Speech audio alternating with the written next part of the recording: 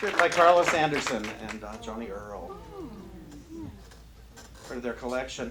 Eric Butterworth says, one of the best things to do sometimes is to simply be. To simply be. And it seems to be one of the hardest things to do, isn't it? To just be. Oh,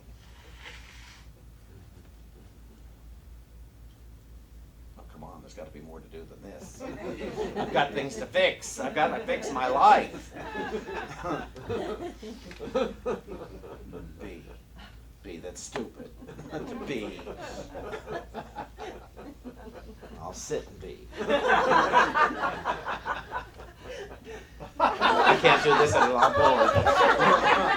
That's too uncomfortable.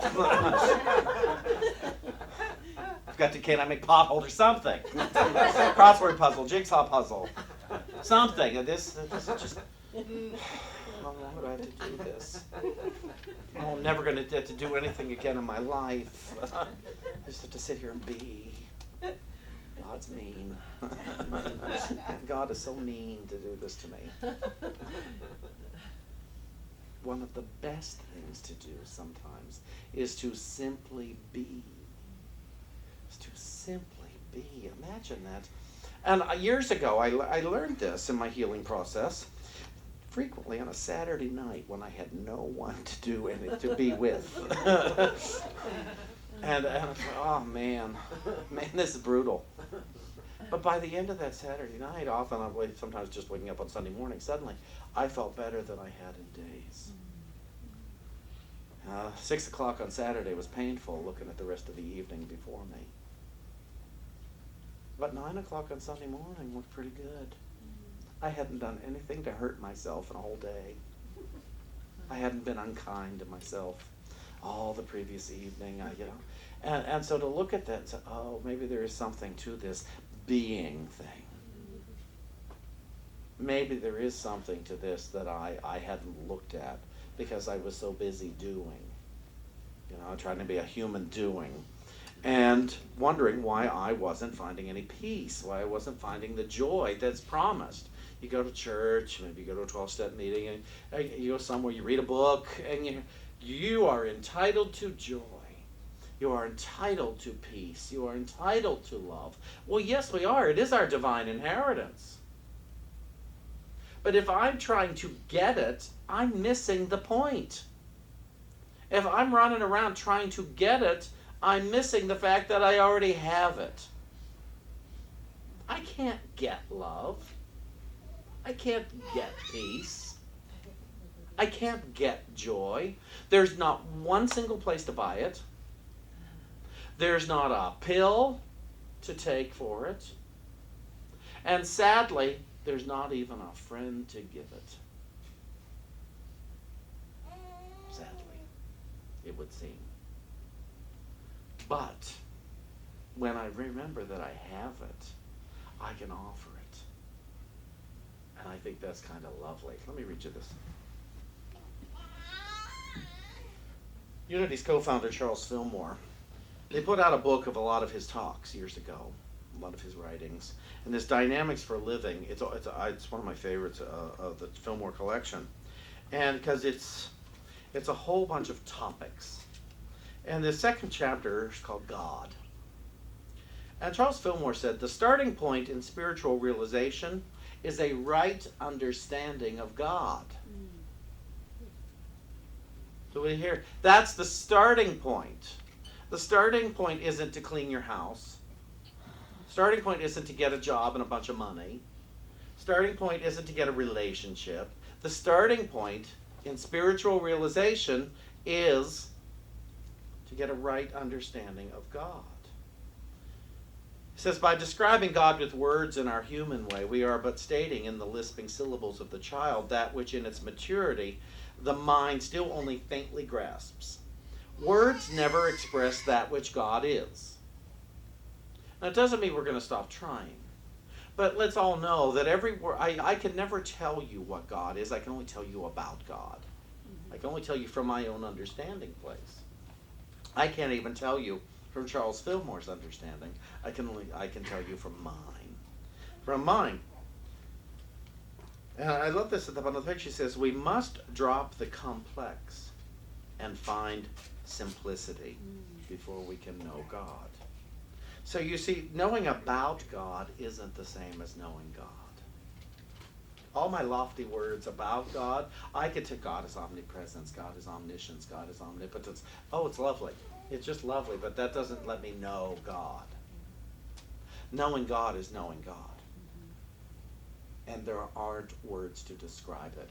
I have no doubts that everyone in this room has had moments in their life where they knew God and there weren't words big enough or small enough that could describe the experience exactly, because you see, God really is an experience. God is being itself. God is.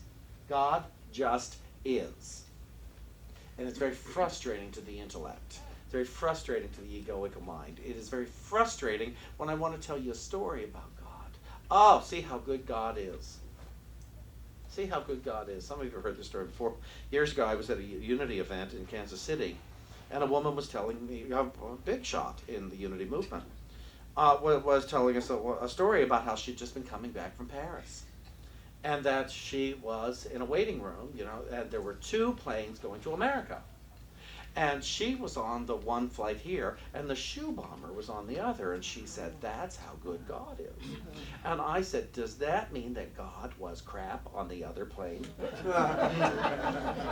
Last I heard, we practiced, there is one power and one presence as the universe and as my life. And she said, please shut up. Because that was the second thing I called her on at lunch. I forget what the first one was. Shawn, could you go sit at that other table? Because you see, we like our dramatic stories about God, but that's not right understanding of God. Right understanding of God is knowing there's only one power and one presence as the universe and as my life. God the good, omniscience, omnipotence. Now, I don't know what that means, but I believe it's true. One power and one presence.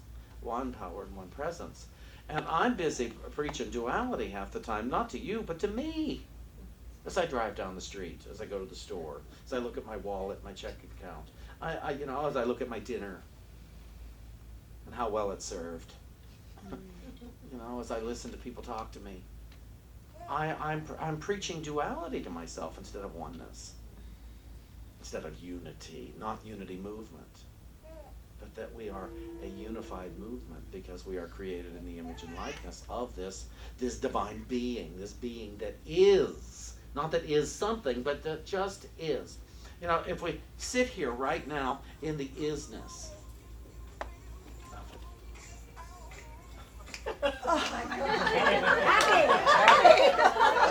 Wow, that But was whose phone is it? It's working. Sorry, it's Sherry Zadkoff calling.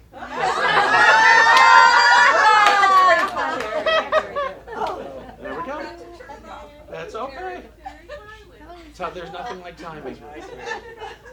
To sit here in the isness and here, happiness is the truth. And happiness on the roof. I know there's a misrhyme in there somewhere. Fillmore goes on to say, God's name, this is under being. God's name represents wholeness. God's name represents wholeness. I am represents wholeness. God is being, creator, infinite, eternal, ruler. Being is omnipresent, omnipotent, omniscient. It is the fullness of God. God is the absolute, incomparable, omnipresent, all good. The principle of divine benevolence that permeates the universe. Being exists under 2 phases. This is important. Being exists under 2 phases. Invisible and visible. You hear that? Being exists under 2 phases.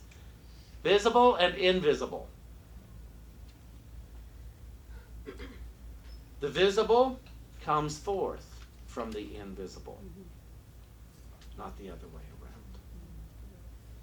around. The visible comes forth from the invisible. In our Tuesday night class, we've been talking about how all our stuff comes from the formless into the formed. It's the same thing.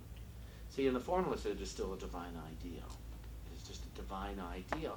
And then, through a multitude of thoughts, form comes from those thoughts, and what it comes. It's amazing from no thing into something. By the time it gets here, really, it's no thing again. Because this isn't the important part, this thing. It's the source that made it that's important. It's the source from which the thing comes from. And we've been focused on the thing, so many of us. I want this thing because when I have this thing, then I'll be okay. This thing, whatever this thing is, I'm just using a globe. But I'm using this thing, as the source of my good. But it's what made this thing. It's being made this thing. Divine being made this. Divine idea made this thing, made this floor, made these walls. It all came from the invisible. It all came from an idea, a thought. And that's how we co-create and create our experience with all this stuff. It all came out of what they call the thinking stuff. I've been thinking stuff for a long time, but it started invisibly and then came into form. Isn't that fantastic? Because what that means is there's no limit to my good. There is absolutely no limit to what I can create. No limit at all. Simply by being. Not by doing, but by being.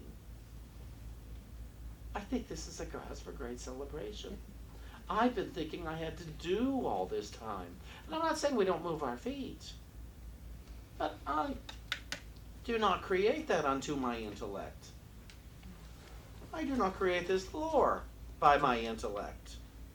I do not create my relationships with you by my intellect. I create them from my source. I created my body from my source. I create my whole life from my source. And that's why I don't have to fear losing. I'm not saying I won't fear it. I don't have to. There's nothing to fear losing, not even my body. Not even my body. In the simplicity of being.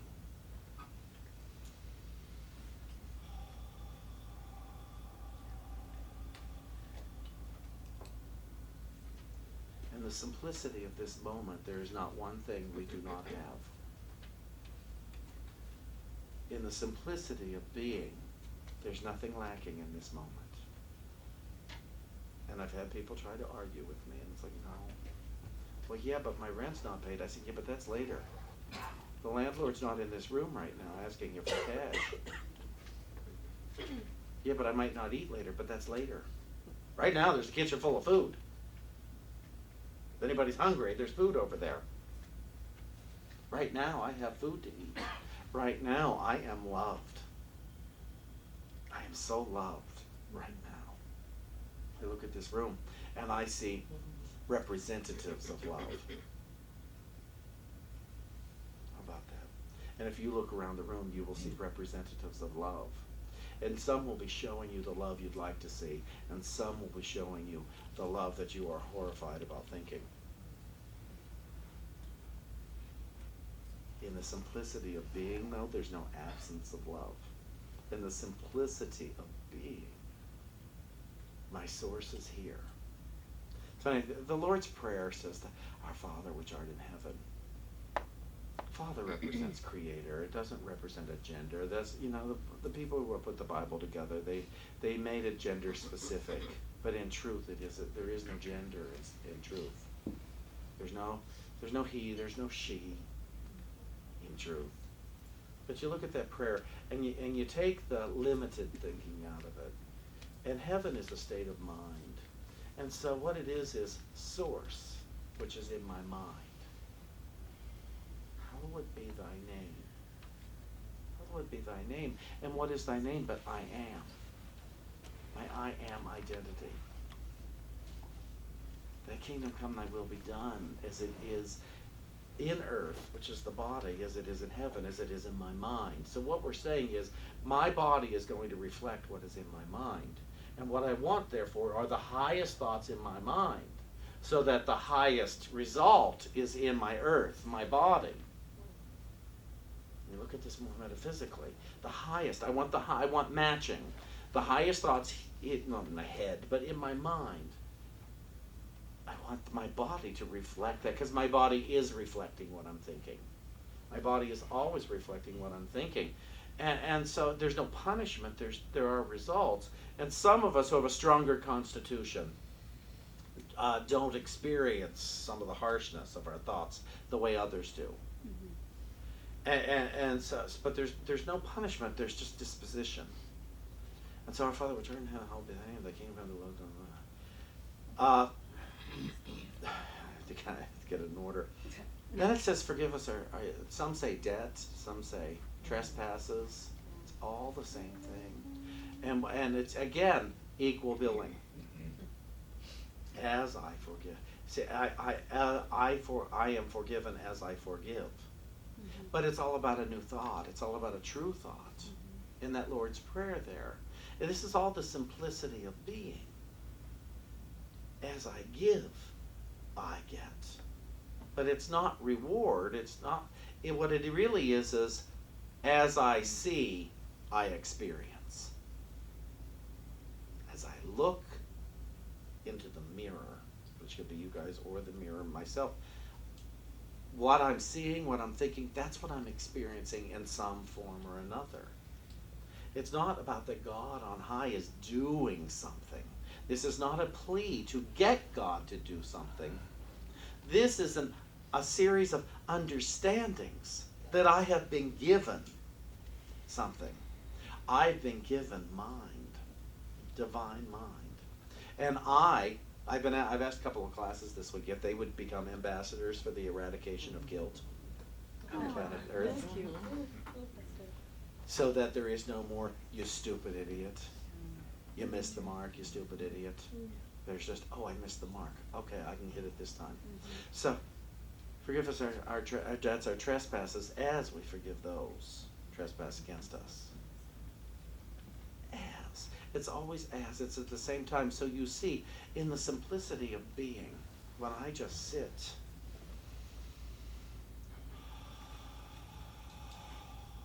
for that moment, I'm not telling myself a story.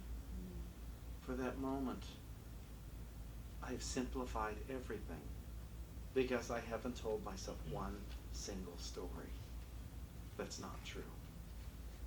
And in that moment, because God is timeless, I can replenish.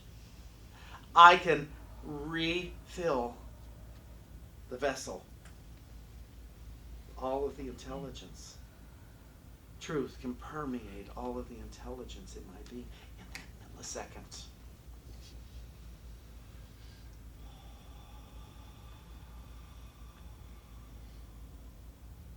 A therapist, spiritual therapist years ago, and I've worked this exercise with some of you before.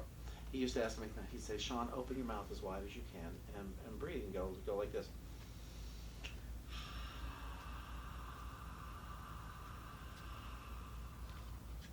And the first couple of times I did it, he said, open your mouth as wide as you can. And I went, he said, Shawn, open your mouth as wide as you can. And go. He said, take these two fingers and do it. And go. And I went, my mouth was open this wide. To me, it felt like I had taken my lips and went like this. I was so self-conscious that I couldn't bear to be seen in front of somebody. And what the heck? I saw the results. It was worth it. So what? Who cares what you think of me? How I look. I've got somebody at home. I don't need to be attractive to you people.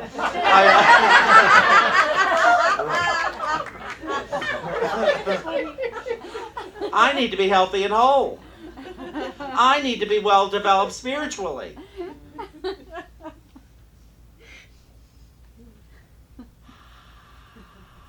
I'm going to invite all of us right now to take a breath in through our nose and open your mouth as wide as you possibly can be willing to, and exhale.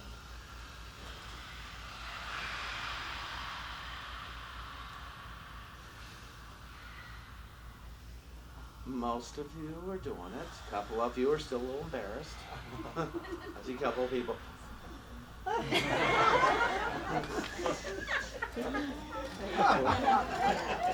It's okay, but at home, practice. Yes? If you stick your tongue out while you're doing it, it's a yoga posture. It's good for toning up. I'm glad to hear that. Thank you. See? A helper.